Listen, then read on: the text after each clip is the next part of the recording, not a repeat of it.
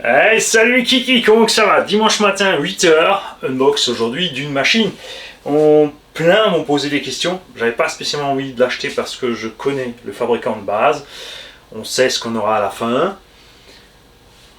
Du côté du fabricant, il n'y a pas de frime. Donc après, derrière, tu t'attends à rien. C'est les rebadgers, après chacun fait son petit truc. Cette machine, fabriquée par BSD Racing. BSD Racing, c'est une marque que vous connaissez depuis longtemps.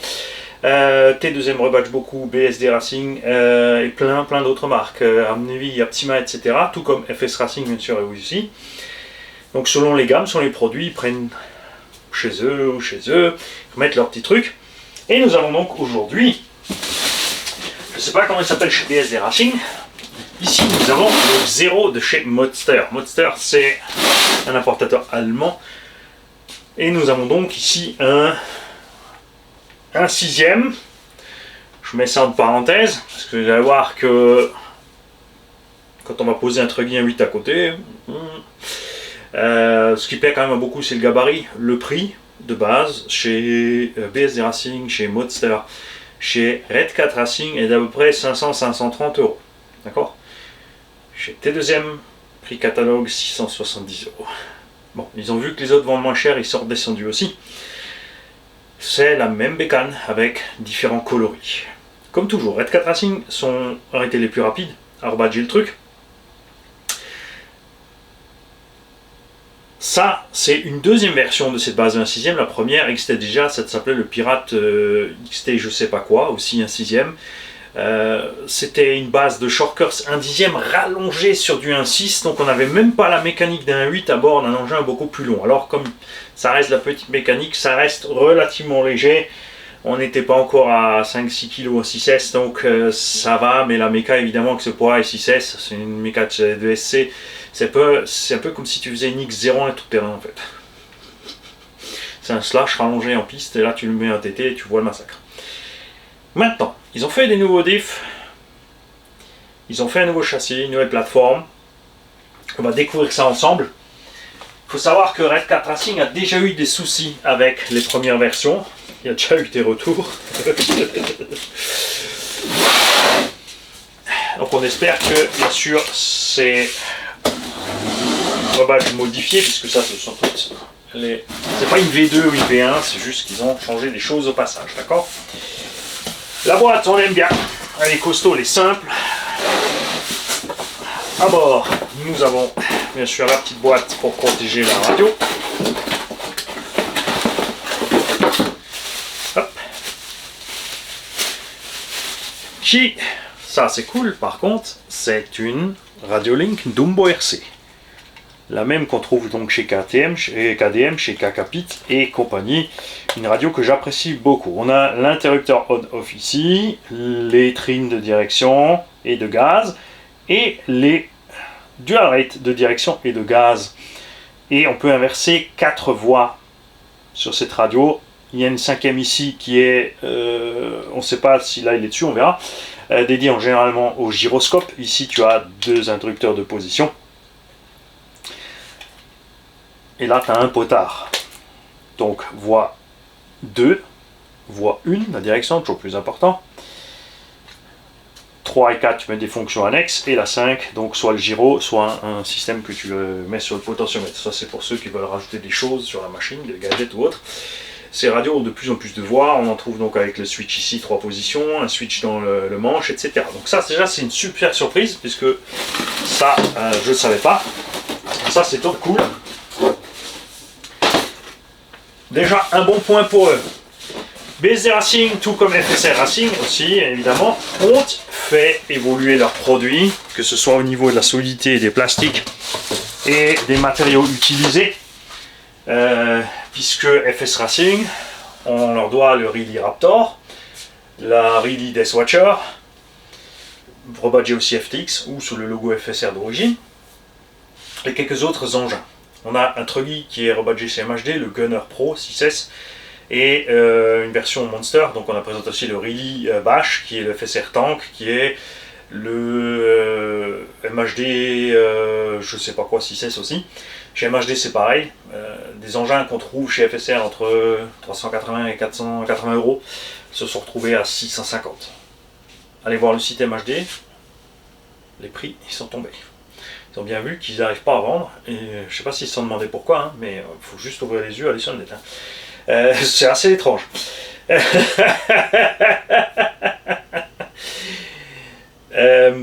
La dernière gamme que je vous ai présentée, T2M 1/10, est FS Racing, d'accord. Le short curse qui est rebadgé aussi chez FTX, l'engin à cage, et il y a encore un troisième larron. Chez Conrad, c'est dispo aussi. C'est des engins qui vont aller bien en 2S, en 3S, tu vas très vite user les diffs, les roulements, ce ne sont pas des slash, et encore moins, bien sûr, les Senton 3S. Faites gaffe avec ça quand même, hein. Vous êtes prêts? Alors on va sortir la notice. Je rigole. Il faut savoir que cette machine est ici grâce à Jordan, d'accord, qui est du groupe de Strasbourg. Salut et merci à toi. Et Promodisme 67. Je vais rapidement checker un truc sur la boîte. Est-ce qu'on a une espèce d'indication ou quelque chose? On n'a rien, aucun spec, c'est très bien. Parce que je sais pas, je regarde pas ça sur les boîtes moi. Jordan nous a mis avec un cerveau plus balèze, puisqu'on sait déjà d'emblée que le cerveau qui est à bord. Et là, ce sont des pignons laitons, il est relativement lent, pas très balèze. Donc il a déjà fourni avec un cerveau Apsima plus balèze, qui prend jusqu'à 8,4 volts en 0,10 secondes à 8,4. Il fait 35 kg en 7,4, 40 kg en 8,4. On verra donc aussi si le bec de ce variateur est capable de nous sortir plus que 6 volts. Esthétiquement, t'aimes ou pas? La face, ça peut aller, le côté... C'est extrêmement bizarre la grosse benne. Tu vois, il aurait fallu, tu vois, un arceau là-dessus, ça changerait tout de suite. Je sais pas pourquoi ils s'obstinent, les constructeurs, à pas faire des arceaux. Bon, celui-là il est trop haut, mais tu vois tout de suite le rendu avec un arceau derrière. On a une recherche esthétique sur l'aileron qui me plaît beaucoup. Franchement, l'aileron est super sympa, point de vue look. Il a l'air flex. On a des rondelles en alu pour tenir des vis en M4. Pour tenir le bordel, ça c'est cool. On a des rails de toit et on a des petits rails devant. On a des platines en plastique avec toute la liaison d'ailleurs plastique pour mettre les goupilles. Donc une version simplifiée et moins chère des versions caoutchouc. Ça me va très bien tant que la goupille se balade pas. La carreau. Jordan, il va falloir que je fasse un petit clip. Est en Lexan. Ça c'est cool. Niveau des couleurs, tu as différents looks. Hein. Chez BSD Racing, il est rouge et noir. Chez T2M, il est noir et rouge. Eux, ils l'ont tout noir. Enfin, ils ont peut-être même deux coloris. Je sais plus, j'ai pas fait gaffe. Donc, je remonte, qui sera sûrement dans les commentaires pour nous dire ça. Comme beaucoup aiment ça, chez Arma, bah, ils ont copié. Ils ont mis du mat par-dessus avec des petites écritures et des trucs et des taches. Moi, vu comme ça fait genre, il s'est fait rouler dessus. C'est une trace de pneu dessus, inutile. Franchement, tout noir brillant, ça aurait été juste parfait aussi. Mais ça, comme toujours, ce sont des choses esthétiques. On a 4 pneus de taille Truggy Loisir 1/8, Truggy Muggy. Niveau de la gomme, on est sur des mousses relativement fermes, un caoutchouc relativement tendre. Ça me fait penser un peu au caoutchouc des pneus du Rival MT8 qui sont excellents. On démontera bien sûr une roue ensuite pour voir un peu le poids. On va faire un peu d'accès mécanique aussi aujourd'hui. Et ce soir, je ne peux pas encore le promettre maintenant, parce que là moi je suis 15 jours avant. Peut-être... bah non, si je suis 15 jours avant, ça sera ce week-end. Effectivement. Donc tu auras peut-être loupé la surprise du dimanche soir la semaine passée. Je t'invite à aller voir. La vidéo de 20 h dimanche dernier. Niveau des suspensions, comme tu peux le constater, on a ici un engin relativement gros qui a une garde au sol qui n'est pas plus élevée qu'un buggy 1/8. On a des amortos très courts, des tourelles très courtes.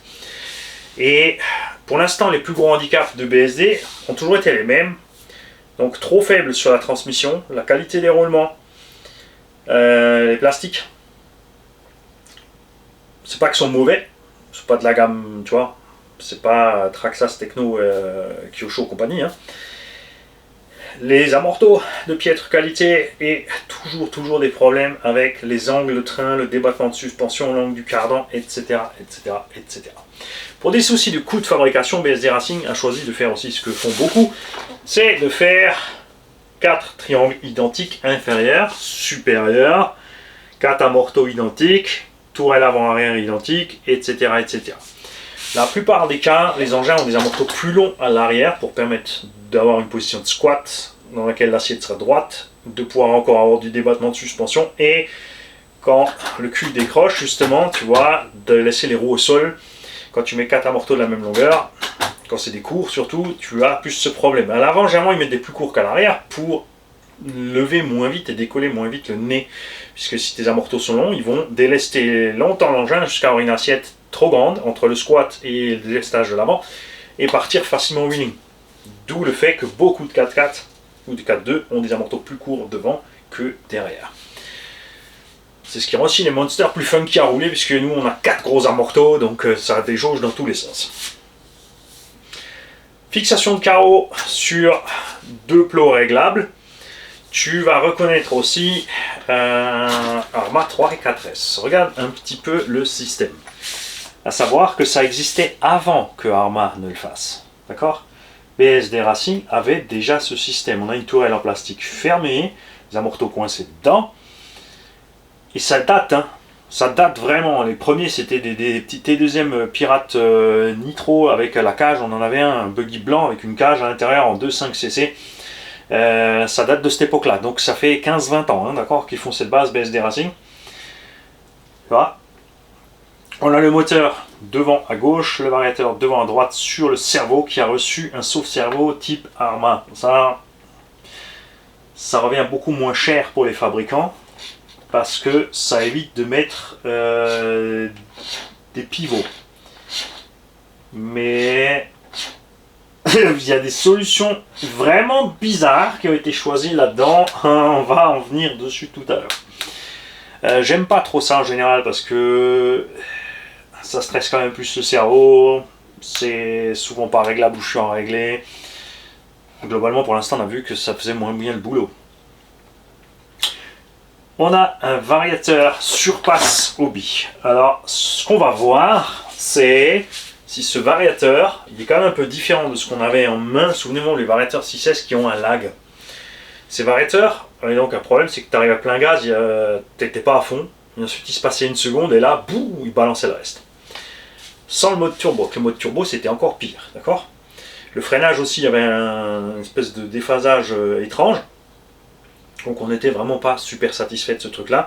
Ils ont fait maintenant une V2, donc ceux d'entre vous qui ont cette espèce de V2, est-ce que vous pouvez nous en parler, hein, d'accord? Ça serait vraiment chouette. Donc là, on ne sait pas lequel on a dessus, on verra comment ça se comporte. On a un moteur dessus, là, il va falloir vite aller voir la notice, en 42-74, la version 6S. Je ne sais pas encore combien de kV il a, je crois que c'est 2000 et des brouettes. Donc beaucoup de kV quand même pour un engin relativement grand, mais BSD Racing, ils ont fait un truc que beaucoup d'autres auraient dû faire. On va revenir en détail sur ça. Je vais juste rapidement voir si on a les specs du moteur. Donc de 4 à 6S pour le Vario, 150 A maximum, bec à 6 volts, 10 A, donc 10 A c'est bon, 6 volts par contre c'est bloqué à 10. Coupure lipo par défaut à 3 volts, donc il faut voir si c'est réglable, si on peut monter. Un freinage, il est étanche. Ça c'est cool. Le moteur, il y a juste écrit une brushless 6S. Je crois que c'est 2100 kV, un truc comme ça. Je crois qu'ils ont mis un 2100. On verra ça. Ouais, t'inquiète, on va revenir aux amortos. Au milieu, ils ont mis une barre de liaison pour éviter les flex du châssis. On a des côtés caisses en châssis nid d'abeille alvéolé qui rigidifient aussi encore le châssis. Et là-dessous, on a une plaque de châssis qui est censée être en 70-75 T6. En 4 mm d'épaisseur, plus rainurage. Donc ça, grosse évolution chez BSD au niveau de la qualité du châssis, ça déjà c'est sûr. Les plastiques comme ça, c'est dur à dire, mais ils sont assez flex, ça n'a pas l'air dégueu. Les bras, bien sûr, rien de surdimensionné, c'est des bras type Truggy 1.8. Comme dit, ils sont symétriques droite-gauche. Ils sont équipés à l'avant et à l'arrière de barres stables. Il y a les biellettes là, et la barre stable qui passe devant le pare-choc. Le pare-choc aussi qui a reçu un espèce d'anneau alvéolé, donc ça inspire un peu confiance quand même, franchement. On a de la visserie en 6 pans, en M4, un peu partout. La plupart des vis là de fixation, tout est du M4. On a une suspension pas sur pivot, ça j'aime bien parce que le pivot il y a vite un problème de jeu de ce sens là. Je suis pas un grand fan des pivots en fait. Il y a des marques qui maîtrisent le sujet comme Mugen ou Timasso Obao. Ils arrivent à faire des ensembles qui n'ont pas de jeu, mais chez Arma, chez FSR, Coralie, tu as toujours cette espèce de possibilité de pliage comme ça. C'est pas plus mal parce que d'un côté ça peut encaisser des chocs aussi, mais ça floute un peu la direction. Support d'aileron et roulette, ça c'est le truc qui me paraît un peu étrange. On est monté super rigide, donc comme Coralie, c'est relié au patin inférieur directement au support d'aileron. Donc tout ça c'est une pièce, béton et rigide. Ça, c'est sûr que la vis M4 là, la vache elle traverse, c'est un entier. Ils ont mis un axe qui traverse des deux côtés avec un écrou M4 de chaque côté. C'est sûr que si tu tombes dessus, je te garantis, il va plier. L'idéal, c'est vraiment d'avoir un support d'aileron et de roulette souple. Et maintenant, on va revenir aux suspensions. Les suspensions qui sont rikiki. On est plus petit ou à peine aussi grand, enfin, bref, que des amortos de buggy 1/8 avant. Je sais pas, je vais t'en prendre des pas trop grands. Regarde, ça c'est un amorto avant au bas haut. Il fait 5 mm de moins à peine. D'accord? Donc on n'a pas beaucoup de débattement. On verra bien sûr que les batteries sont dedans. Là pour l'instant comme ça n'a pas l'air dégueu. Avec les batteries dedans on devrait être là. Donc relativement bas, ça sera stable, facile à piloter, c'est large. On a un petit peu de décrochement, mais en débattement on ne va pas loin du tout. Il est super souple. C'est pas un engin qui a été fait pour les bâches, les gros sauts, les machins. C'est pour rouler dans un pré et se faire plaisir sans dépenser trop d'argent. Parce qu'effectivement, là, la version Modster, donc disponible chez Promobile 67 à 530-550 € par là. C'est pas mal. C'est moins cher maintenant qu'un buggy 1.8 RTR à l'heure actuelle. Dans cette gamme, tu as le VS2 et quoi encore, le Serpent 811 par exemple. Le Team Magic B8ER, ce genre d'engin. On est quand même conséquemment plus grand. Et si tu es quelqu'un qui aime bien juste se balader les week-ends dans un pré, sans faire trop le foufou, je pense que, a priori, cette machine devrait bien s'en sortir. On a, à l'image de Traxxas, des cardans centraux en alu extrudés, mais ils ont fait encore autrement. Nous avons des sorties de diff qui sont des tubes en alu vissés ici avec un petit BTR qui a une tête de 1,5, donc tout rikiki, et un croisillon alu qui se balade dedans. Avantage bien sûr de l'ensemble, ne devrait pas vibrer. Ça serait bien sur les Arma 3.4S si on pouvait avoir un truc en alu comme ça par exemple. Hein? Pour enlever la barre, pour accéder aux éléments, 4 vis devant derrière et 4 vis au centre qui nous permettront d'enlever la barre. Là-dessous, le trou, c'est pour accéder au BTR de ce tube alu sorti de diff. D'accord? Et la direction, alors là, il faut que je la montre. Donc, regarde bien. Il y a un soufflet en caoutchouc ici, d'accord? Là, tu as ton sauve-cerveau. Et ici, ça glisse dans une rainure en plastique. Et la barre de Ackerman, là aussi, circule en fait, est pincée dans le châssis, dans les parties plastiques. On a très peu de place, donc normalement il y a très peu de choses qui devraient pouvoir rentrer dedans. Néanmoins, quand ces choses vont rentrer, eh ben, ça va y rester. Donc ça me paraît un peu hasardeux quand même comme direction, mais elle a l'air de fonctionner pas mal comme ça. On va voir ça. Tu vois, des battements, on est vraiment rien du tout. C'est assez hallucinant. Suspension, tu vois, il va taper par terre direct. Hein. Ouh, ouais. Ils ont peut-être exagéré sur le côté mou. On a donc 4 biellettes à pas inversées puisque ce sont les mêmes triangles, les mêmes bras, les mêmes tirants partout. Là, c'est relié à la direction. Ici, c'est relié fixe au châssis. Ce qui nous permet donc de régler l'angle de parallélisme avant et arrière facilement. Les biellettes ont l'air d'être du beau matos niveau épaisseur. Après, à voir ce que c'est comme ferraille. Parce que les ferrailles, même si tu as 6 mm, ça sera plus fragile que de la ferraille balèze de 3 mm. Nous verrons cela. On a donc cette particularité sur la direction, sur la transmission et le truc par contre, ça c'est le truc pour moi que Traxxas, Arrma et Coralie ont loupé sur leur truggy.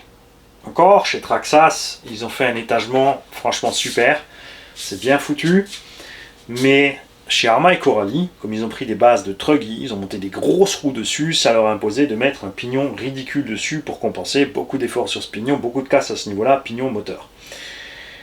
Cette transmission est réduite avec un arbre intermédiaire et comme tu peux le voir, elle est fermée. D'accord? Ça c'est génial, la transmission est complètement fermée.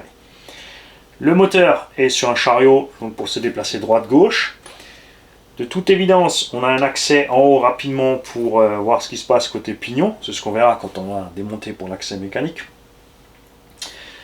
On a donc le moteur qui entraîne, donc on a un pignon qui entraîne une couronne qui est plus grande que lui, donc on a une division. On a relié à ça un plus petit pignon qui est fixe avec le gros pignon là intermédiaire, qui va entraîner la couronne de diff ensuite. Donc on a un étagement réduit, on a un arbre primaire, secondaire et on a une réduction tertiaire. Ça, c'est la bonne solution pour les engins de ce poids-là, de cette taille. Si tu veux continuer à rouler en 6 avec un moteur d'autant de kV. Et c'est vraiment ce qu'il faut dans le Kraton et le Coralie. Et même chez Traxxas, hein, je suis désolé, mais ça c'est cool. Maintenant, on va voir bien sûr ce que ça tient. Comme Jordan est du coin, ça c'est cool, parce que c'est lui qui va pouvoir nous faire les retours d'utilisateurs à long terme.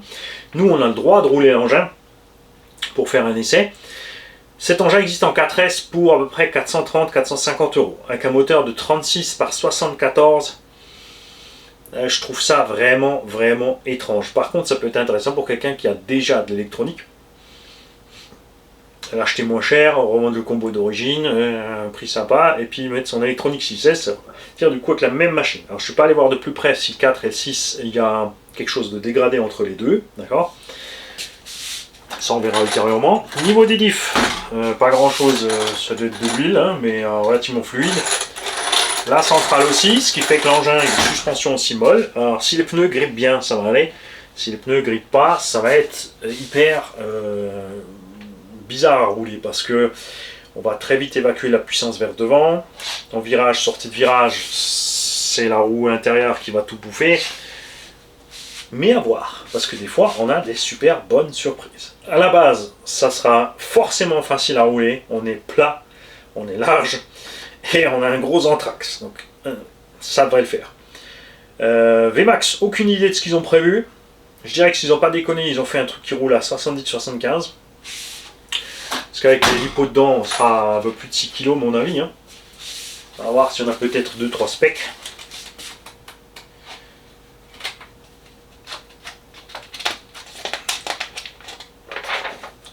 Alors, la boîte s'appelle MSG Online GmbH. Au cas où, qui fait Modster. Est-ce qu'on a quelque part? Ça c'est funky. Donc t'as pas de spec sur le carton, mais pas dans la notice non plus. Il y a le Vario, mais rien d'autre. Sérieux? Il y a juste une vue éclatée aussi, t'as pas de plan de montage, démontage. Il n'y a que dalle. C'est fait exprès pour que tu ailles voir sur le site. On va rapidement aller à la vue éclatée. Alors, nous avons bien des différentiels avec 4 satellites à bord, x3. Ce qu'on va voir aussi, c'est rapidement. Donc chez BSD Racing, hein, typique, tu achètes des pièces complètes. C'est un diff complet. C'est pour ça que je commence à me poser des questions sur le rival MT8. Hein. Si ça viendrait pas de chez eux, parce que le MT10, hein, il vient aussi d'ailleurs. C'est assez étrange, tu vois. Tu as des morceaux complets. On a un abonné d'ailleurs sur le Estimation MT8, tu veux changer les noix, bah, tu trouves pas les noix de détail, il faut acheter tout le kit de diff. Je trouve ça un peu. Après, il part du principe, si tes noix sont usées, c'est que ton diff a fait des kilomètres aussi, et du coup, c'est vrai que tu n'as pas besoin de changer d'huile ni rien. Ici, ça va être dur à voir sur la caméra, nous avons le pignon de réduction primaire, tu vois, on a donc une grande couronne avec un petit pignon. Donc je n'ai rien dans la notice que je voulais voir. Donc, tu me sers à quoi, toi? Grosso merdo, juste le plan d'accès, quoi. C'est étrange. Alors, je vous invite, là, les mecs, à aller voir, s'il vous plaît, sur le site, que ce soit T2M, BSD ou Modster, si vous trouvez des infos en plus sur la machine. Pourquoi je ne suis pas allé voir avant? Parce que moi, j'aime bien découvrir par moi-même. On se fait nos petites idées, ensuite on va voir le site, et après, dans les vidéos suivantes, on explique ce qu'on n'a pas vu, ce qu'on a vu, ce qu'on a fait juste, etc., etc., etc. Pour les batteries, tu peux mettre des batteries de 140 à 160 mm, les bacs peuvent être déplacés, tu as des trous en plus ici pour glisser d'avant en arrière, d'accord? Et nous allons donc maintenant arriver à l'accès méca, mais d'abord nous allons vérifier quelque chose puisque BSD Racing est réputé pour faire cette erreur. ZD Racing aussi. Alors les cardans au niveau des axes sont bien dedans, on est loin de toucher, ça veut dire qu'on peut encore descendre. Alors pourquoi ils ne sont pas allés mettre des amortos plus longs? Déjà en mettant les amortos plus longs, il y a un truc qui va se passer, c'est que comme le corps est plus long, ça butera avant, donc le châssis tapera moins vite, et on va pas en haut aller pousser le diff. Donc là maintenant je vais jeter un coup d'œil.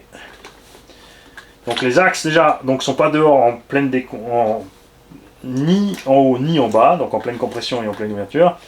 Et maintenant on va voir ça de côté. J'ai ici limite, hein.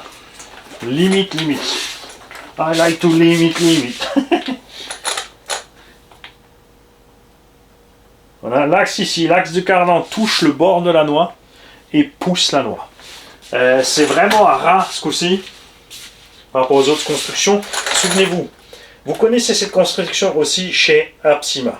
Apsima a essayé de me dire à moi qu'ils ont fabriqué un produit qu'ils ont mis 2 ans à développer et ils nous ont sorti les Apsima Torch. Il existait 10 ans avant le Apsima Torch, le T2M Pirate Grizzly. J'ai la vidéo, cette machine ici dans l'atelier a fini à la poubelle tellement elle est merdique et pourrie. Était rebadgé déjà chez Apsima aussi, était rebadgé chez Redcat, toujours les mêmes, hein, Redcat, Apsima, T2M et bien sûr sous le logo BSD Racing et Amnevi encore. Amnevi c'est comme Apsima, c'est les Allemands aussi, ils font souvent les mêmes choses aussi avec d'autres couleurs, et bon, après chacun ses tarifs. Chaque client est libre de se faire plumer où il veut, dans ce cas-là. C'est des machines catastrophiques. Et le Torch n'est rien d'autre que la même machine en version avec un autre châssis. Donc ce qu'ils ont peut-être fait, c'est le châssis avec le moteur autrement. Les trains sont les mêmes et on avait donc ce problème aussi de cardan qui va taper dans la noix qui défonce tout le diff. Ils ont modifié maintenant, ils ont fait des V2 ou V3, quelque chose, ils ont modifié la longueur de ces noix, donc je crois qu'ils ont raccourci pour éviter que ça touche. On a des amortos de franchement 1/10 pitoyable sur un buggy, truggy soi-disant un 8e. C'est juste un gros 1/8. un gros indice en fait. Et là, on est sur un gros 1,8. Au niveau de la taille des cardans et des axes de cardan, tout ça, on est sur un gros 1,8. C'est des axes en 3. Porte-fusée, il n'y a pas des masses de plastique. Ça a l'air plus fin que ce qu'on trouve sur les buggy 1,8 standard. Je vais t'enlever une. On va voir ce que ça fait.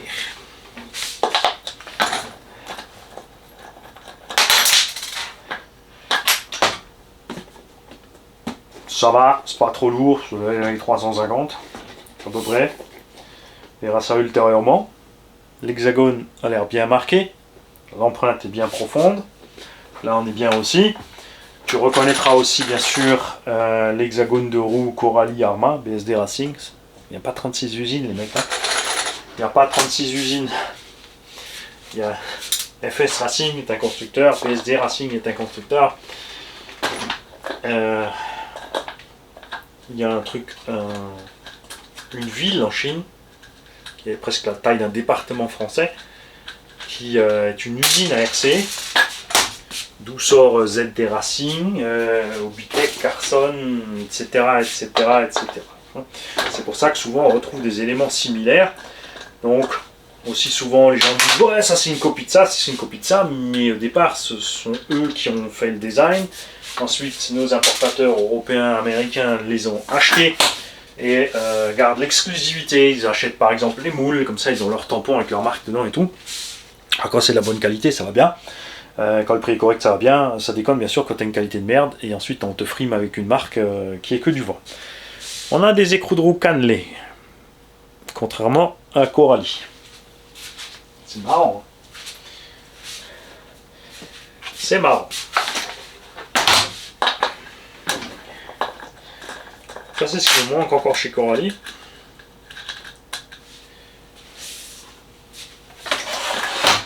Hop là. Bien. Alors, je vais maintenant te rapprocher un petit peu. Je vais te descendre la caméra. Voilà, alors on n'est pas trop mal. Hein. Et on va jouer de la visseuse. Alors, on va prendre un embout de 2 et de 2,5. On va d'abord enlever 4 vis au centre.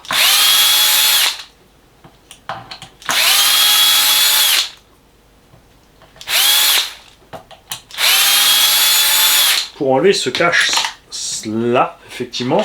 Donc ça part en deux parties. Et on voit directement donc sur la pignonnerie. Je vais te montrer ça de plus près, t'inquiète pas. C'est bien graissé. Ça c'est cool. Alors c'est pas fermé étanche, hein, bien sûr. C'est un cache qui est par-dessus. Donc il y aura toujours un peu, selon la position du moteur, un peu de poussière qui peut rentrer, mais pas de gros débris. On a du module 1. On a des pignons en acier frité, clairement. C'est pas une mauvaise chose, hein, si c'est bien foutu au niveau de la démultiplication et s'il n'y a pas de stress sur la transmise, parce que là justement on a 3 diffs. Il n'y a pas de raison que ça ne soit pas durable. On va enlever la barre de renfort.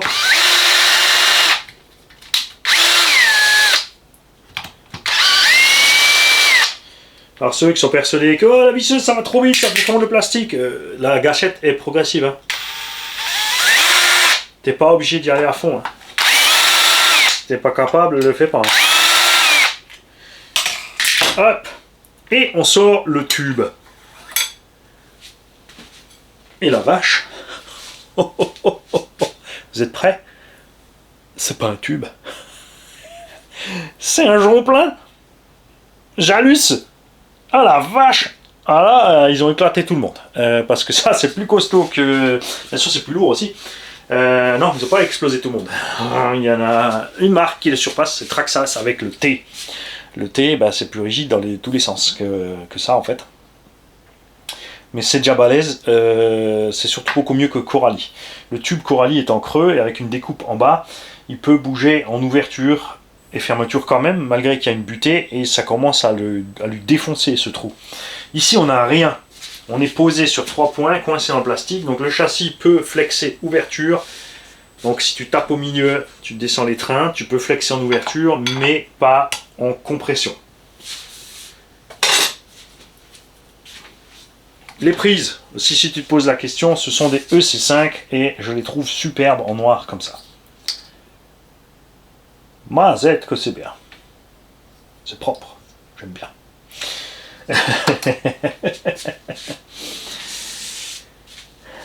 On va maintenant sortir la transmission centrale. On a l'interrupteur on-off qui est à peine collé avec un double face. Regarde, je voulais pousser le câble, il vient de se décoller. Donc tu fais très attention parce que ça c'est couillon. Il y a une vis, il y a une possibilité de le visser, mais ils n'ont pas mis la vis. Ça c'est vraiment con parce que en roulant ça se passe dans la transmission. C'est Mimi, c'est Rara, c'est là mais merde. On va débrancher le moteur. Mais on a toujours encore le ventilo qui va nous gêner là, donc tout va être suspendu après le ventilo. Est-ce qu'on va peut-être tout simplement leur déplacer le moteur? L'entre-dents est assez grand quand même. Ouais.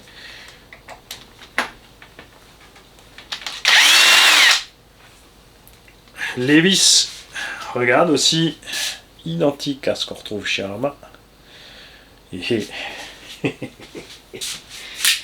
Bon, je crois qu'on commence tout doucement à trouver qui c'est qui fabrique Arma et Gondry.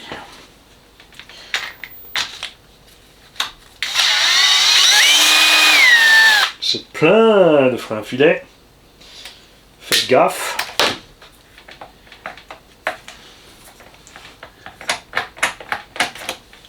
Et il y a un trou dans le châssis en bas. Il y a une vis, mais comme tu peux constater, ça bouge quand même. Et la vis n'est pas tout à fait en face du trou. On est au bout. Est-ce qu'on peut sortir comme ça? Non, on le sortira après alors. On laissera ça avec le châssis. Mais tu m'embêtes, hein. Pour les besoins de la vidéo, on va faire comme ça parce que pour débrancher le ventilo, il faut enlever le vario de la boîte de réception. Comme ça, on va te laisser là. Tu ne vas pas nous emmerder. Ok? Transmission centrale, 4 vis M4. Alors ça n'était pas serré du tout. Celle-là non plus. Wow! Les vis sont pas serrées, regarde! Regarde, regarde!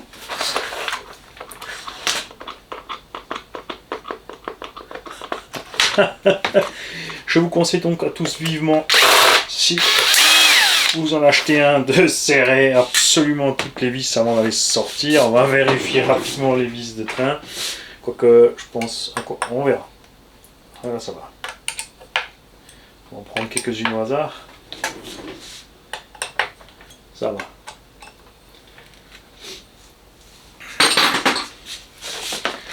Alors, est-ce que les 4 vis là suffisent? Alors oui, nous avons maintenant effectivement séparé la boîte et on ne peut pas sortir à cause des cardans centraux. Vu que ces noix sont vissées là, si on enlève cette vis ici, c'est un tube creux, on pourra glisser le tube par-dessus et sortir le diff. On va commencer par celui de devant. Donc il faut un tout petit tournevis, je suis pas fan du tout de ça. Le problème c'est que ces petites vis sont très très fragiles. S'il y a un peu trop de frein filet, ça va être la merde.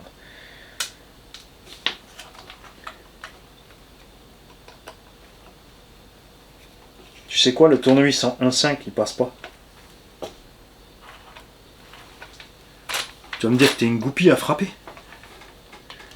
Qu'est-ce que c'est que cette affaire?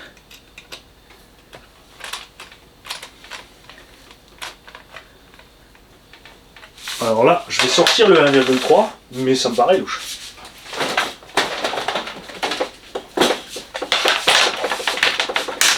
Alors.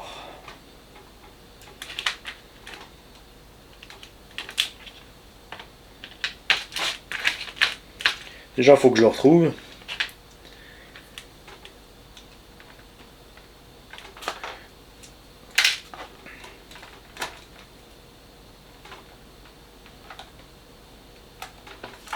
Ça, c'est trop petit.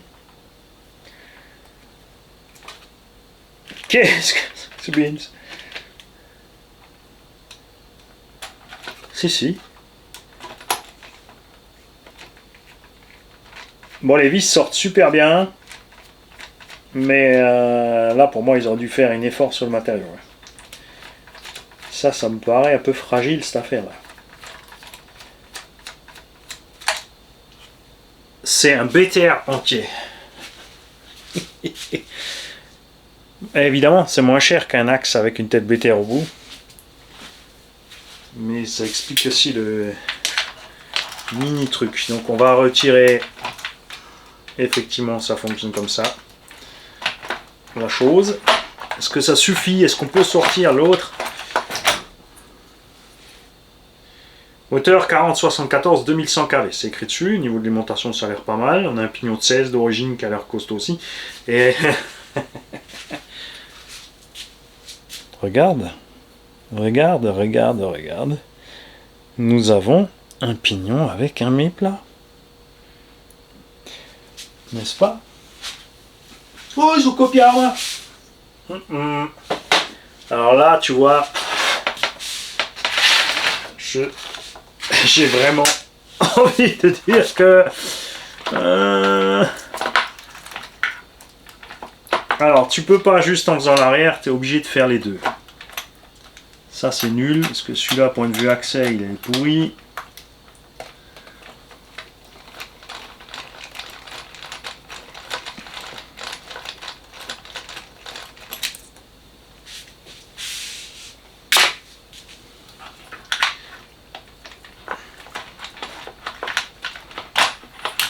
Voilà, on a sorti la transmission principale. Et comme je l'ai dit, à l'intérieur, tu peux tout simplement coulisser ces pièces. Donc, point de vue coût de fabrication, une idée géniale, n'est-ce pas? Après, du simple tube en alu qui entraîne directement.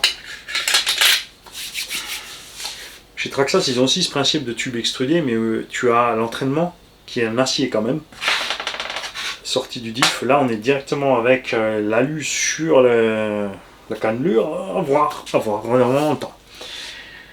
On va mettre tout ça de côté.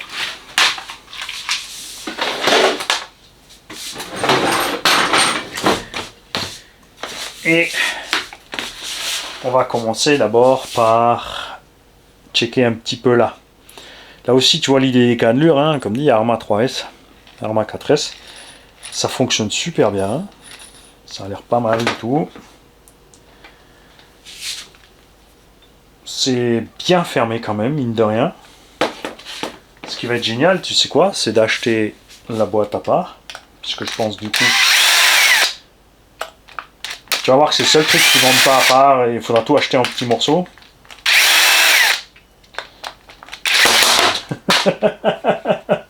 Yallah.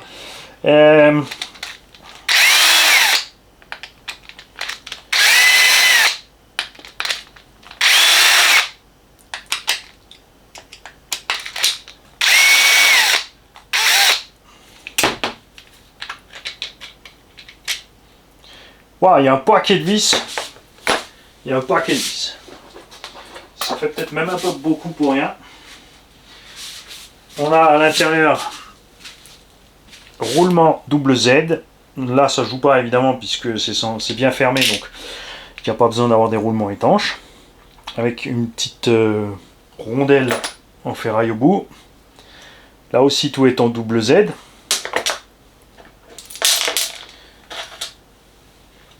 Ils ont tout fait pareil, hein, tout sur cannelure au niveau de l'entraînement. C'est pas plus mal. Donc là, il faudra voir s'il était devant ou derrière. N'est-ce pas? Parce que du coup, maintenant, comme c'est tombé, on ne sait plus. On verra en remontage. Les roulements ici, pas énormes. C'est pas du 16 par 8 par 4, sont plus fins.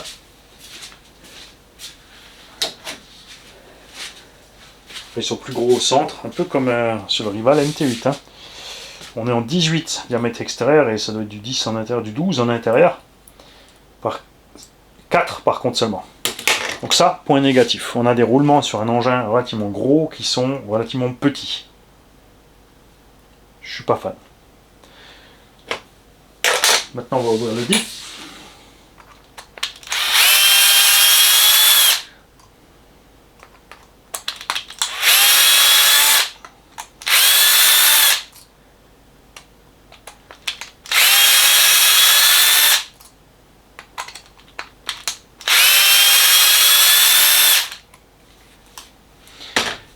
Et bien vu Jordan, avant de le démonter, effectivement, il faut vite que je vous pose un truggy à côté, un 8.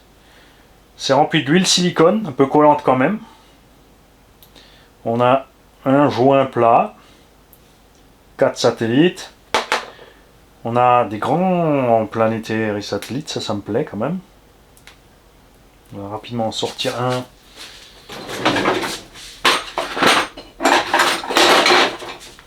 Pour voir au niveau des noix. Alors moi, on fera la même chose à l'avant ou à l'arrière parce que, bien évidemment, c'est pas le même principe. Donc il n'y a pas de rainure pour le graissage. Il y a du gras dessus. Le matériau a l'air assez tendre comme ça. Ça c'est bizarre.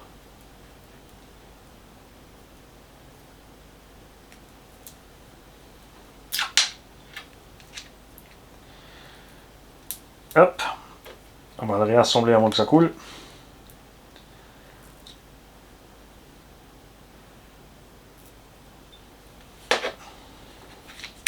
Bouge pas. Je vais pas le fermer puisque on va faire bien sûr. Quoique. Pour les Allemands, on leur montrera sur le diff avant ou arrière que j'aurais pas ouvert avec vous. Eux, ils ont toujours la vidéo de l'autre sens en fait. J'ai la caisse démontée sur la table. Et je leur explique ce qu'on a trouvé.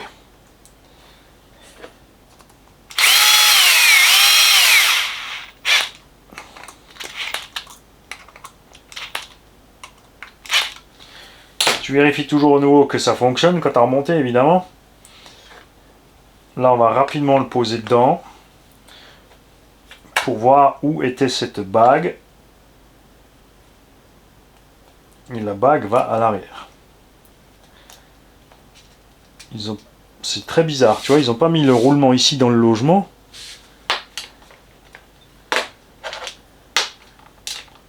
Faut mettre la... C'est un peu couillon ça. Ils ont mis le roulement de la primaire dans le logement moteur. Ça c'est funky ça.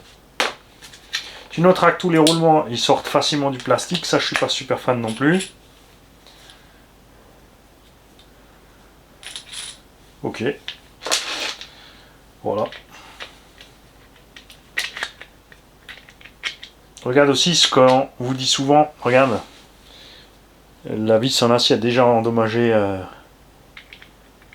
le support en alu. Au niveau du filetage. Trop de frein filet.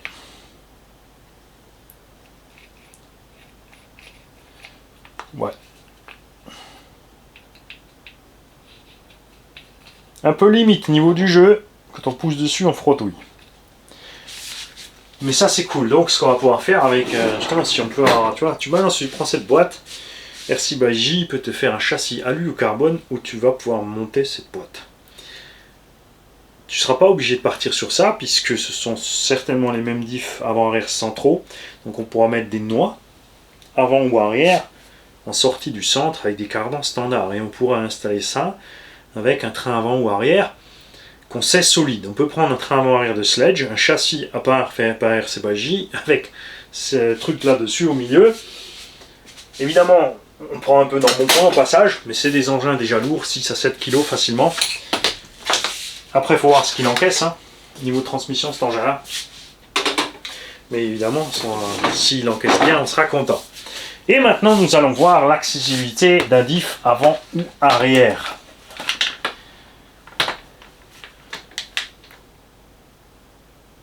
Ça se sépare en deux dans la hauteur.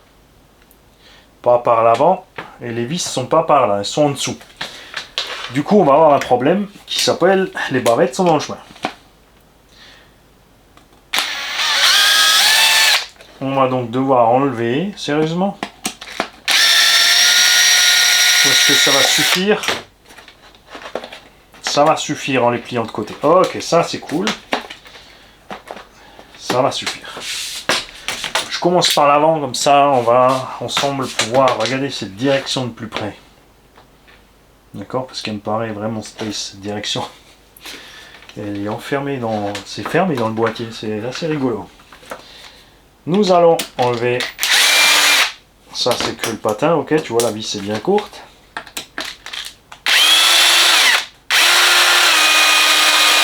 Celle-là elle traverse le tout, ça vous rappelle personne?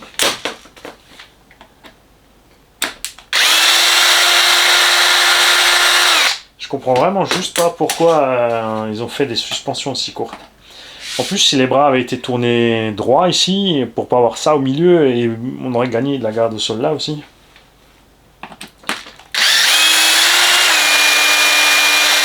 Donc un choix vraiment étrange. Tu vois bien là? Ouais.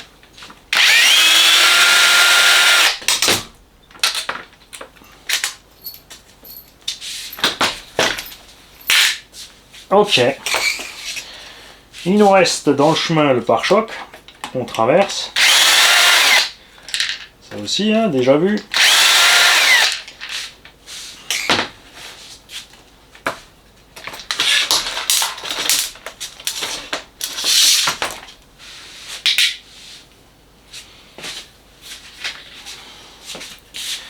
Et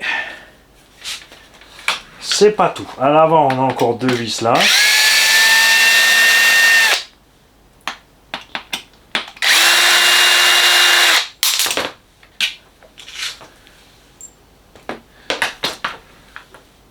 Et celle du milieu aussi. Donc 3, 4, 5, 6, 7, 8, 9, 10, 11, 10, 12, 13. 13, ça y est, c'est fini. Il y en a qui peuvent plus faire l'entretien court. Je vais vous taquiner longtemps avec ça, les mecs. Et là, on peut séparer ou pas. Qu'est-ce que c'est que cette affaire? Alors lui, il part pas. Parce que lui, il est emmanché. Il faut sortir encore deux vis là-devant.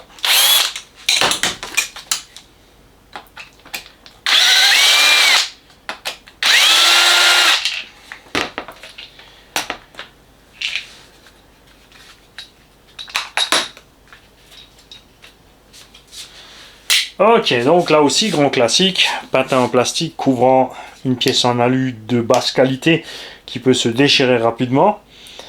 Je sais pas pourquoi ils persistent à faire ça au lieu de mettre une ferraille. S'ils veulent mettre du pas cher, qu'ils mettent de la ferraille, c'est beaucoup plus solide. C'est pas les 3 grammes de plus sur une pièce de cette taille qui vont changer grand chose. Hein. Pour la voiture. Alors là, on se retrouve avec la cellule qui sort entièrement. On va séparer la direction, on va travailler avec la truc après.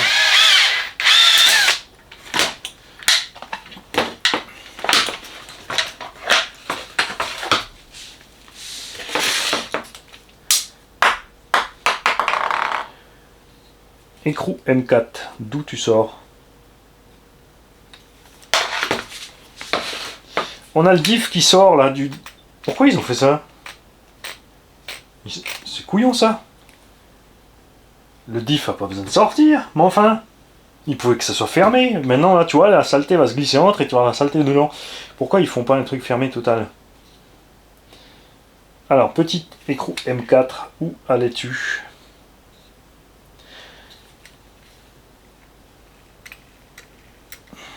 Où allais-tu? Sûrement pas sous la direction. Le filetage est directement dans la barre de Ackermann. Elle est bien montée donc sur... Non, il n'y a pas de pivot.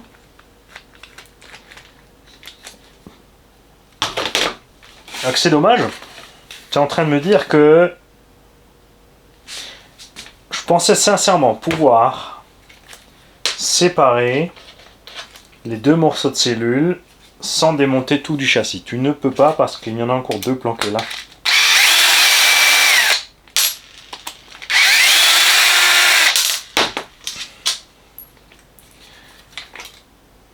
C'est con. Ouais, ça. Tu vois, là, c'est dommage. Ça, c'est dommage parce que là, du coup, regarde ça. Tu es obligé.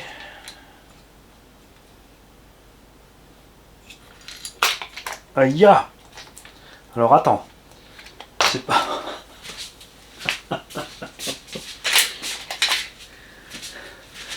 Alors, il faut que tu enlèves le tube.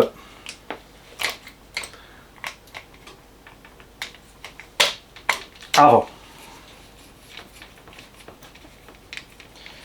Sinon, tu ne pourras pas dégager le reste des pièces.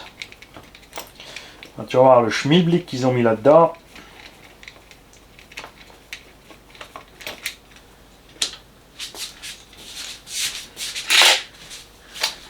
Donc, tu peux séparer ça uniquement une fois que tu as sorti tout le train pour accéder à ces deux vis planquées en dessous. S'ils avaient fait ces vis à travers le châssis, tout aurait été beaucoup plus simple. Tu peux pas ouvrir assez puisque les amortos sont encore dans le chemin.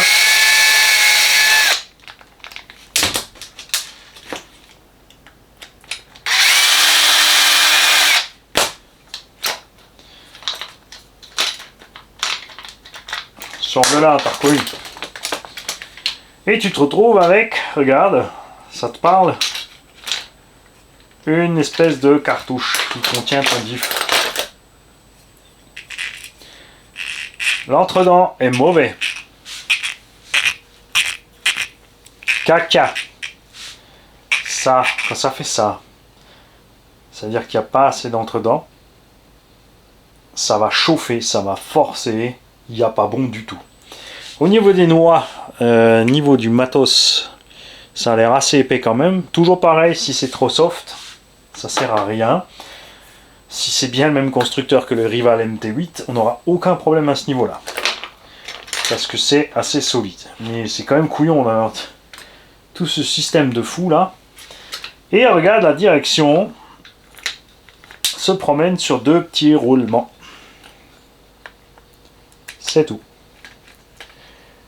Donc je t'invite vraiment à faire très attention à la flotte avec cette machine. Quand ces roulements, ça va, c'est des roulements étanches. Ils vont se gripper, tu vas coincer tout ça, ça va forcer. Hein. Donc il faut de temps en temps vérifier. Le problème, tu viens de voir, c'est que tu n'as aucun accès rapide. Tu es obligé de séparer le train. Donc la transmission centrale, les deux noix.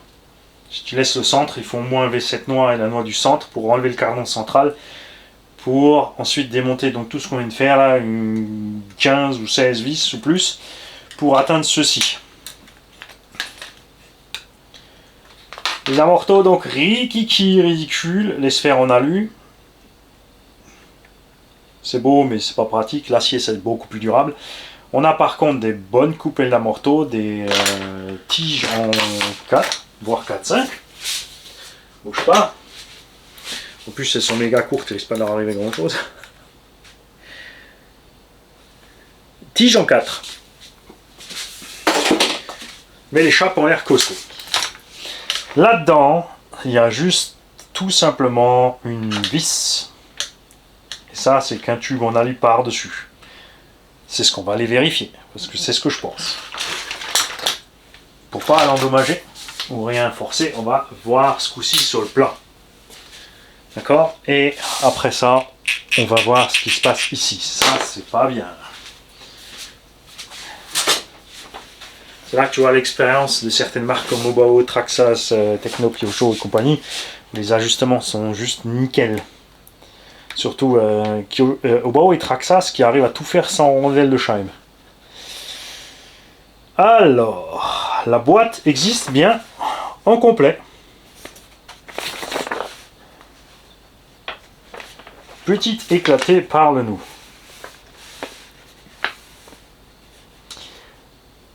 Je voulais voir quoi? Eh ben les bras, il n'y a aucun détail. Tu reçois les bras complets, c'est tout. Point barre.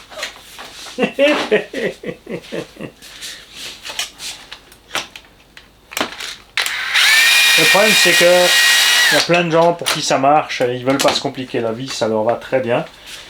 Mais comme tu peux constater, effectivement, ici nous sommes vissés.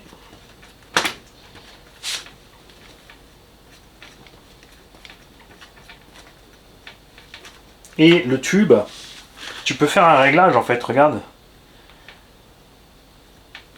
D'origine il est bien à 0, mais en fait tu peux l'éloigner. Et il sort du triangle à l'intérieur, mais pas à l'extérieur. Et les plastiques là, maintenant que je démonte, ils ont l'air légers. Hein. Ouh. Ce que je veux voir, c'est comment c'est foutu. Si c'est un cylindre en alu avec 2 filets, si c'est une vis immense. C'est un gros BTR, j'ai l'impression.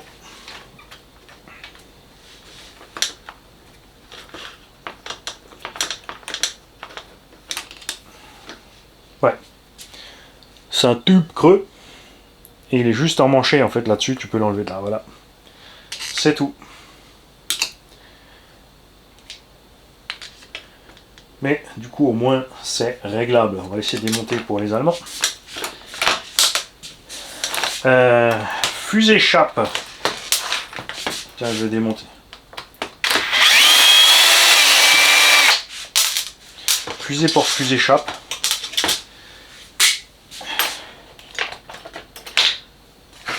On va en coller aussi. Plein de petites cellules, hein, mode Arma, Traxxas, compagnie, hein, pour avoir donc la possibilité de flexer sans péter. On a des vis axes pour les triangles supérieurs. À l'inférieur, ce sont des axes simples. C'est une vis avec un filetage au bout. En 4 mm, ça c'est cool. Les axes sont aussi en 4. On va vérifier, pas qu'il nous a mis du 3,5 les margoulins.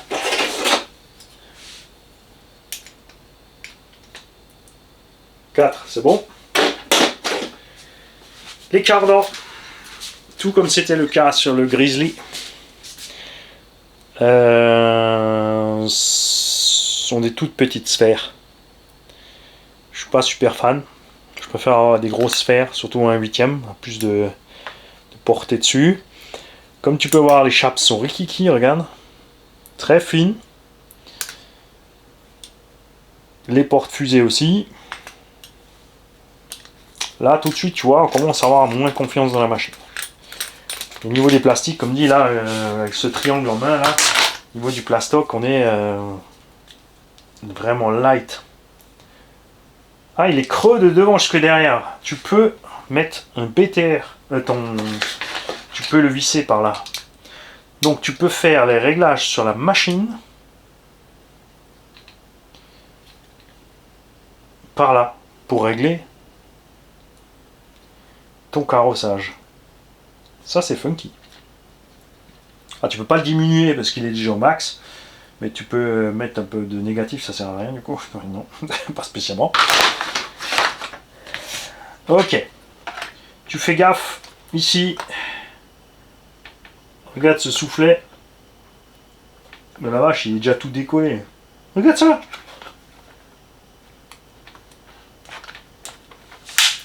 Regarde l'état du truc. Et on n'a rien qui traîne dans la machine. Hein. Il était collé. Il était collé, mais forcément quand tu tournes ici, il se déchire avec. Pas très malin. Ok. Maintenant, allons voir ce qui se passe là-dedans. Tout comme le Rival MT8, je pense que ce serait intéressant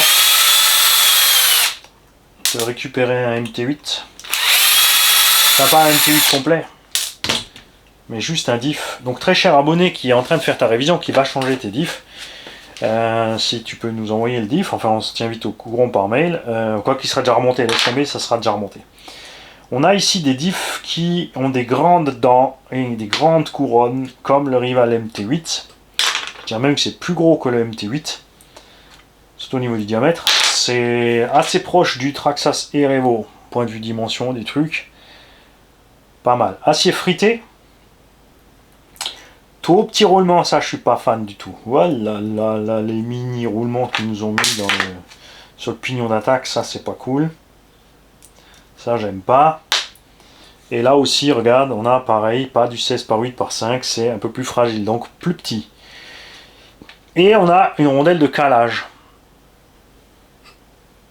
Le problème, c'est que cette rondelle de calage est prisonnière. Ça veut dire qu'il faut démonter le diff pour sortir la noix pour atteindre la rondelle de calage. Ça, c'est nul. Ça marche déjà pas propre dans le système. Sauf si j'ai pris le mauvais côté, non? T'as un sens en plus.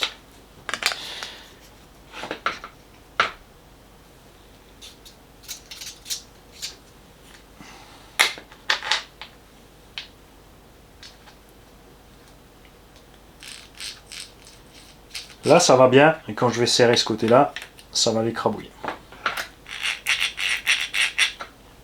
Le problème, c'est que si j'enlève ma rondelle de calage, ça va peut-être être trop. Et en enlevant la rondelle de calage, le diff, il va s'approcher de la cellule ici, regarde. Et c'est là qu'il frotte.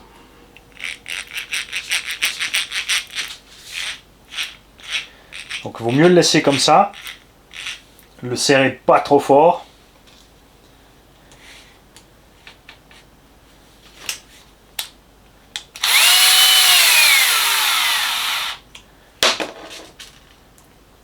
Parce que si on enlève, ça va être pire. C'est de l'acier frité, donc ça va se ronder tout seul.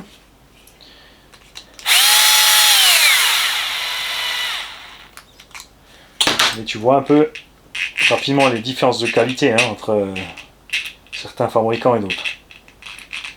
C'est trop, il faut que j'enlève.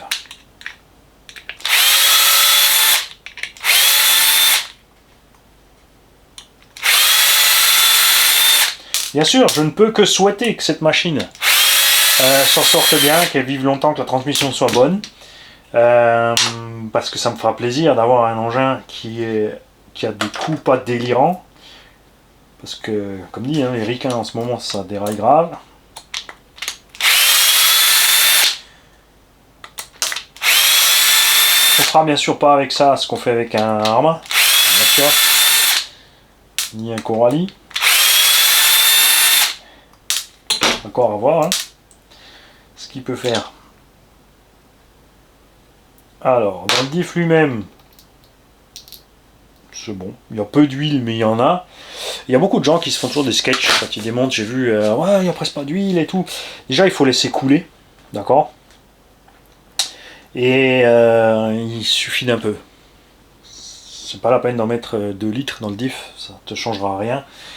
Le volume, genre entre un diff à moitié rempli ou 2 tiers, tu vas gagner 2 grammes d'huile, donc c'est ridicule. Si tu parles en termes de quantité d'huile pour la lubrification, ça n'a aucun intérêt. Il faudrait que le diff soit énorme. On va sortir ça de là parce que, regarde, une chose très intéressante, le croisillon est en une pièce. Et c'est de la fonte aussi. C'est de la ferraille. Une petite pièce de fonderie. Ah, tu me diras, ça bouge pas. L'huile est quand même relativement collante.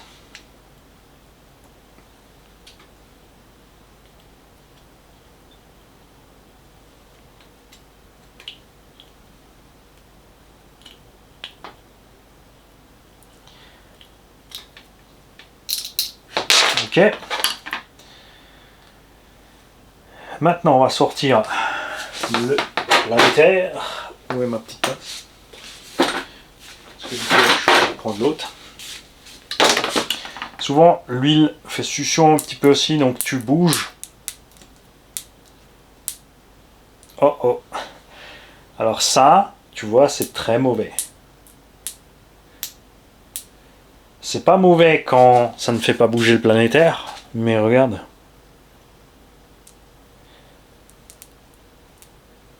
Ça lui presse sur la citrouille. Ça veut dire que quand on enfonce... Oh putain, ouais. Oh la vache, regarde. Ça bouge tout.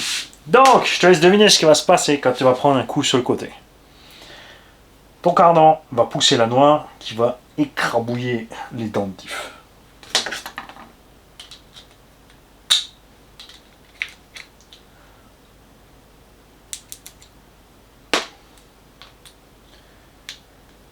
Donc ils ont toujours et encore les mêmes problèmes chez BSD Racing. Là aussi pas de graissage. On va vérifier, on va virer le shime. Moi je trouve ça beaucoup mieux quand on peut passer le shime par-dessus la noix, hein, directement le mettre dans le logement, c'est beaucoup mieux. Alors une solution pour éviter de la noix de rentrer, c'est de mettre un shime ici. Ça empêchera, en rotation ça va pas usiner, parce que le but bien sûr c'est pas de monter serré, hein, faut que ça soit libre ici, mais il faut que ça empêche la noix de rentrer dans le bordel. Alors là on peut pas le faire pour une raison très simple, c'est que si je le fais, on saura pas si ça arrive ou non. Et ouais.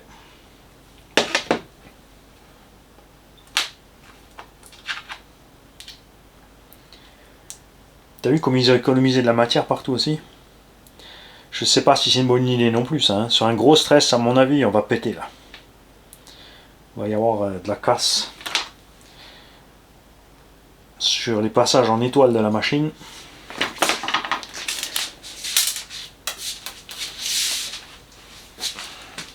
Oui, je vous garde avec moi, soyez patients. Je vous garde avec moi parce qu'on n'a pas fini. Il faut qu'on puisse voir si... Une fois ce shine viré, on est bon. N'oublie pas de jamais serrer à fond quand tu as plusieurs vis sur un objet. Tu les mets tous à ras et tu les serres un petit peu. Tu peux même y aller, le mieux c'est en étoile pour éviter les déformations. Après il y a l'étoile et spirale, il y a toujours plein de théories, il y a plein de choses qui fonctionnent comme d'habitude. Niveau du diff, on est toujours bon. Maintenant là par contre, je pense que je vais raboter plus le bord. C'est pas pire. Qu'est-ce qu'ils ont foutu?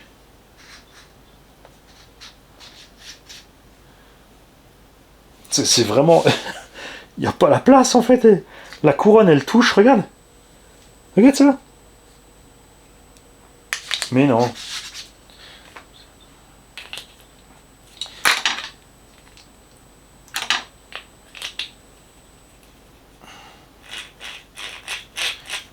C'est mieux, mais t'entends, on a toujours un brouillé. C'est fou. J'ai pas de jeu. J'ai pas de jeu. Même sans le shine. C'est délirant.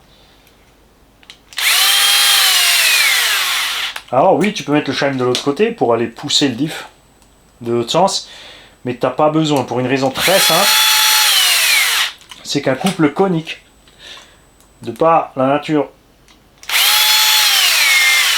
géométrique, on a un couple conique, donc ils se repoussent l'un l'autre. Donc de toute façon, tu vas te retrouver avec le jeu maximum. Et on a 0 jeu.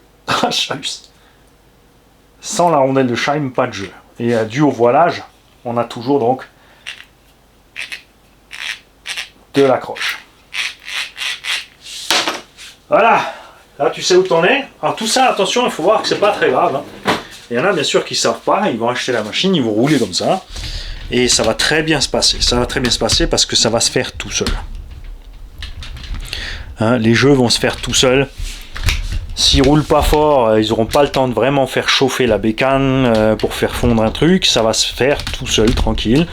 Au fur et à mesure, ils vont jamais le remarquer. Il n'y a pas ceux qui non plus qui remarquent rien, ceux qui sont persuadés que Mani raconte de la merde. Et vu que si ça tient, ça fonctionne, évidemment, il n'y avait pas besoin de le faire. Ensuite, il y a les amoureux de la méca, bien sûr, qui vont faire le nécessaire pour que tout travaille librement, puisque plus ça coince, plus tu chauffes, plus tu consommes, plus tu endommages. Tu vas user la machine plus vite, tu vas vider les lipos plus vite, faire forcer plus le moteur, etc., etc., etc. Un petit peu là, un petit peu là, un petit peu là, un petit peu là, tu te trouves avec des fois... alors, tu n'auras peut-être pas un lag de performance vraiment marqué parce que c'est trop minime. Mais il y en aura un. C'est surtout conso en général, les chauffes qui souffrent des jeux trop serrés comme ça ou des pièces qui frottent. Donc pour le train arrière, ça sera la même sans la direction. Donc il y aura certainement quelques petites vis de moins, mais tu as vu qu'il faut démonter quand même pas mal. Je suis déçu de ça. Je suis agréablement surpris par la taille des dents, mais je suis déçu par la taille des roulements, de l'ajustage qui est pas terrible. Surtout qu'en plus ça fait chimer. Je te dis pas le massacre. Je te confirme hein, que tu peux presser tes... Oh la vache. Quand tu tires dessus, il va bien. Quand tu pousses dessus, il coince. Ce qui veut dire, effectivement, donc quand ton engin va arriver sur un dévers comme ça et que tu arrives en travers, n'oublie pas que ton châssis va bien bas. Parce que tes roues sont posées là et là, donc ils rentrent bien dans la suspension. Les deux côtés à la fois, donc là il faut vraiment que les noix ne touchent pas le fond des noix. Les axes de triangle ne touchent pas au fond des noix. On va d'ailleurs, regarde, le poser là. Tu peux pas l'inverser, hein, dans un sens. On va faire le test.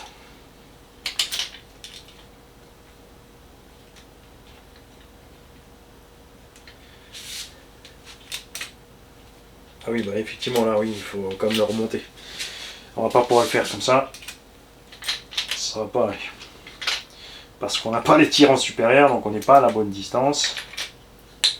On n'est pas au fond. Il y a de la marge. Par contre,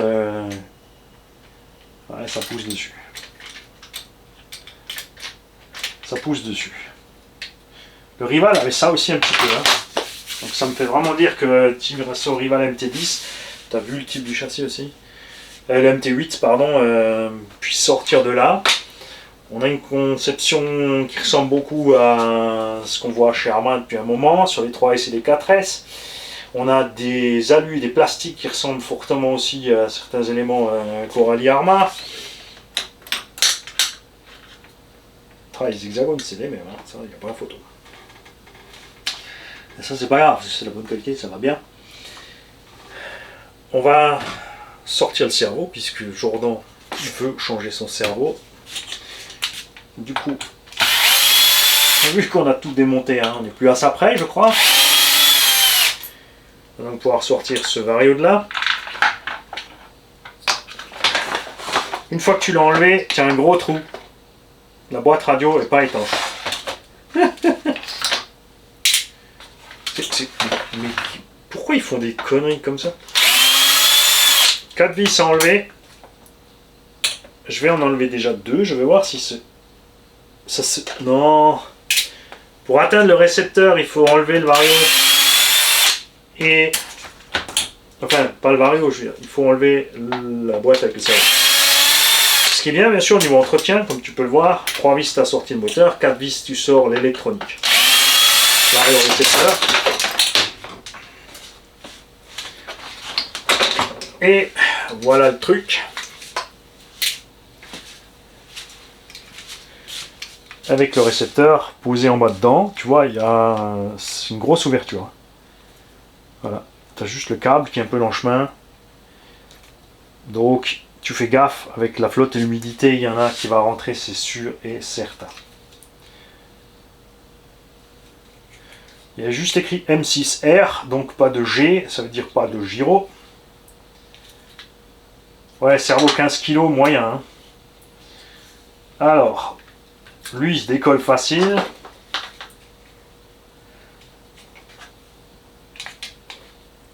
Alors lui là, une mousse autocollante au cul, mais pour rien, puisque... D'accord.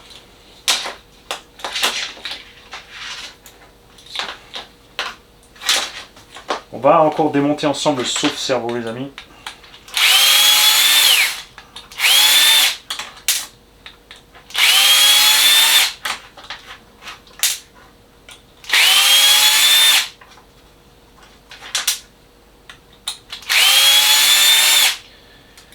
Voir un peu ce qu'ils nous ont traficoté à ce niveau-là.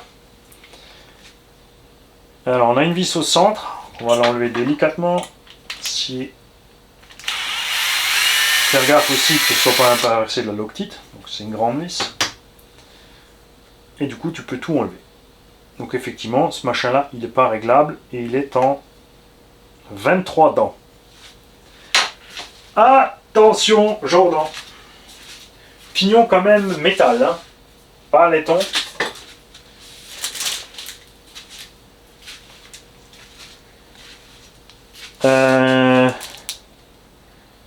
Il n'y a rien écrit sur la boîte. Jordan, je ne vais pas ouvrir ton cerveau, je vais te mailer rapidement.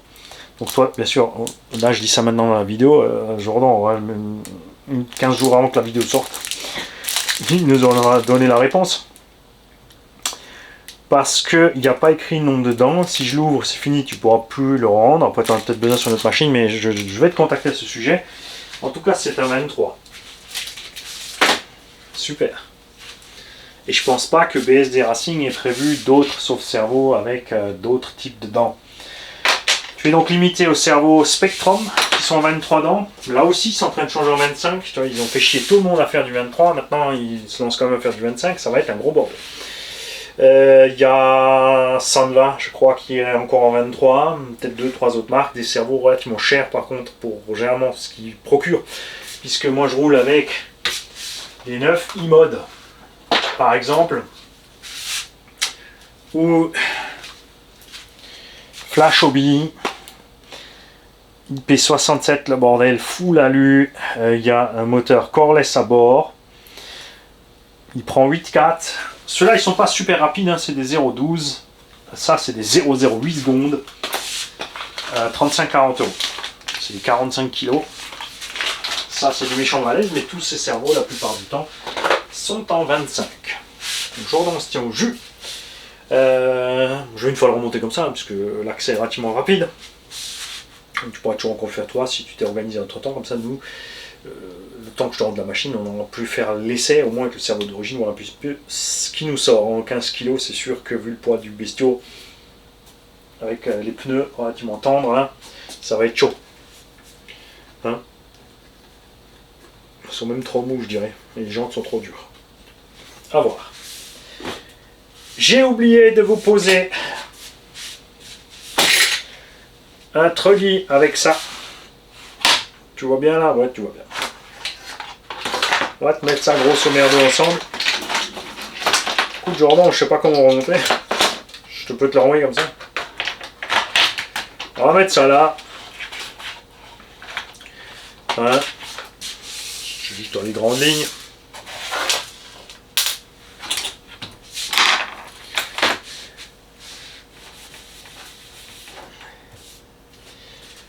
Et je vais te sortir un truggy, un 8e. Et voilà la seule différence que tu as. Les roues sont montées 4 à 5 cm plus loin. C'est tout, fin de l'histoire. Ça a la même largeur.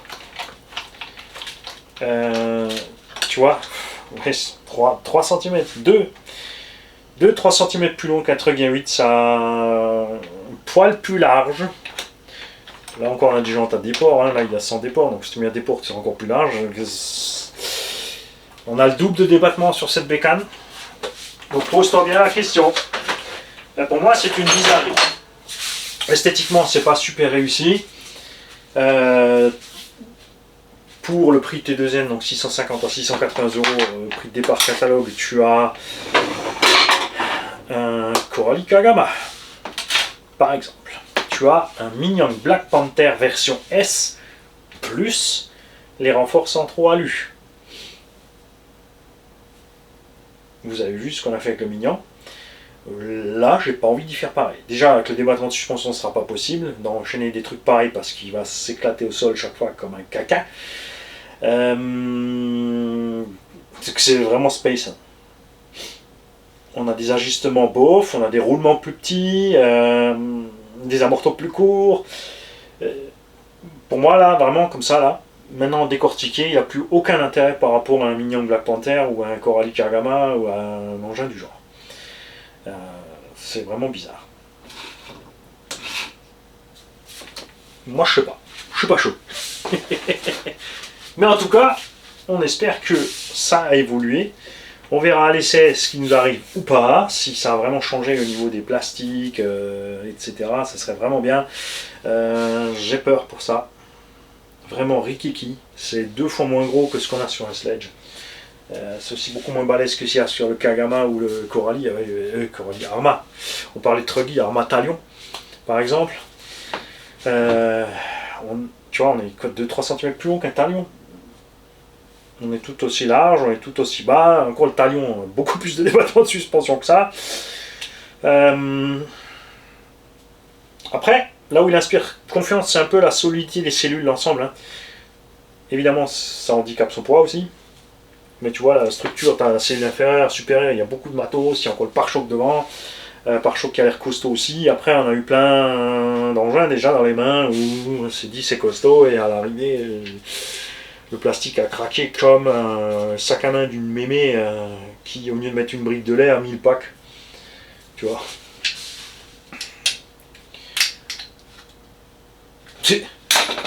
Space. On se tient au jus. Moi, je vais donc faire la vidéo allemande, en remontant tranquillement l'engin. Et ensuite, on ira faire l'essai. On essaiera bien sûr de faire ça mollo d'abord sur prairie.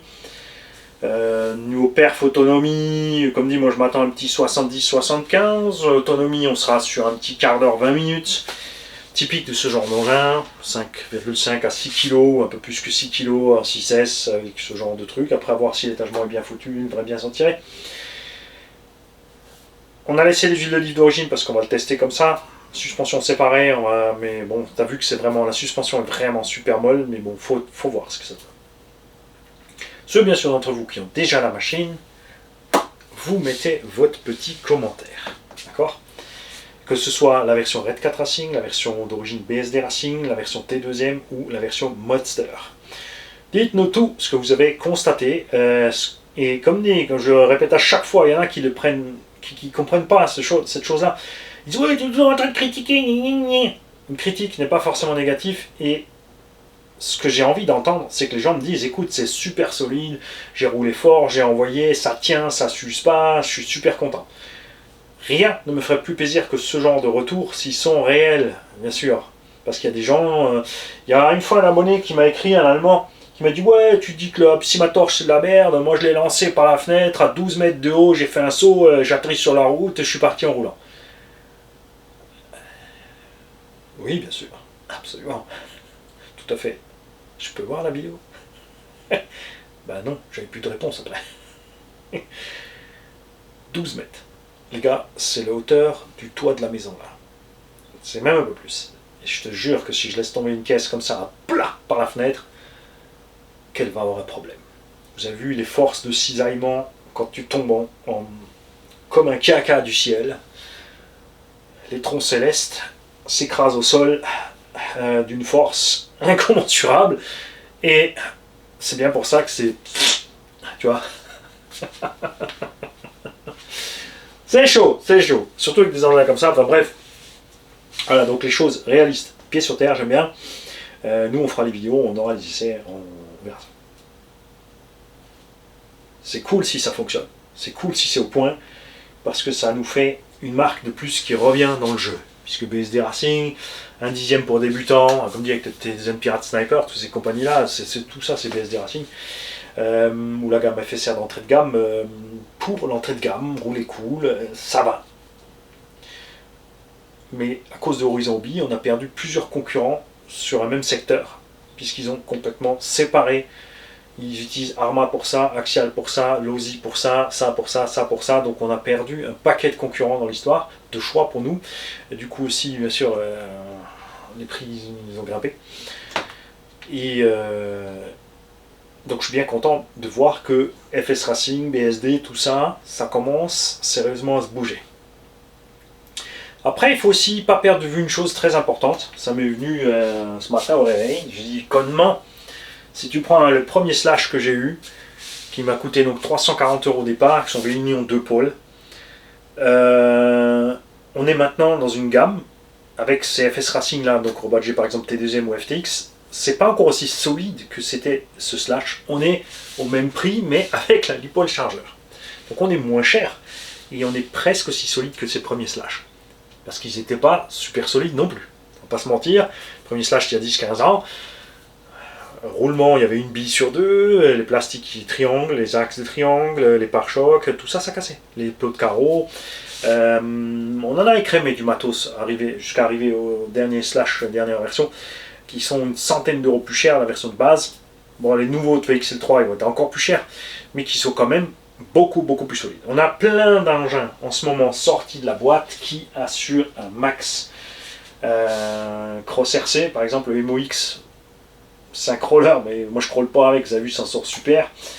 Arma, avec sa gamme 3, 4 et 3, 4S, ils assurent aussi. Le 6S, on va voir maintenant ce qui va se passer. Yikon, KDM, Kakapit, HNR. J'espère que HNR va pas en rester au Mars 6S, j'espère qu'ils vont faire une version plus longue. J'espère qu'ils vont modifier au niveau des suspects, des bras, du débattement, tout ça.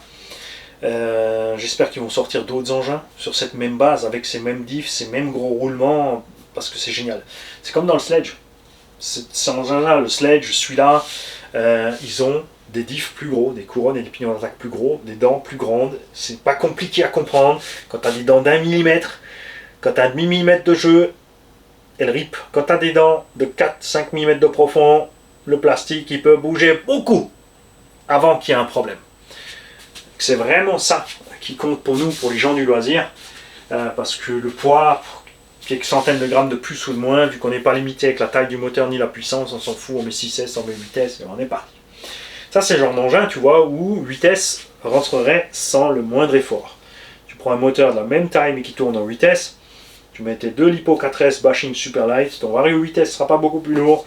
Le problème c'est que je crains fort que la méca, même si tu roules pas plus vite, tu as quand même beaucoup plus de couple et d'énergie, de machin, et puis c'est pas l'intérêt, vu que c'est une machine au départ à 550 € à peu près, de mettre encore une fois 200 € d'électronique en plus dedans. Je suis curieux de voir comment se comporte Vario. Aussi.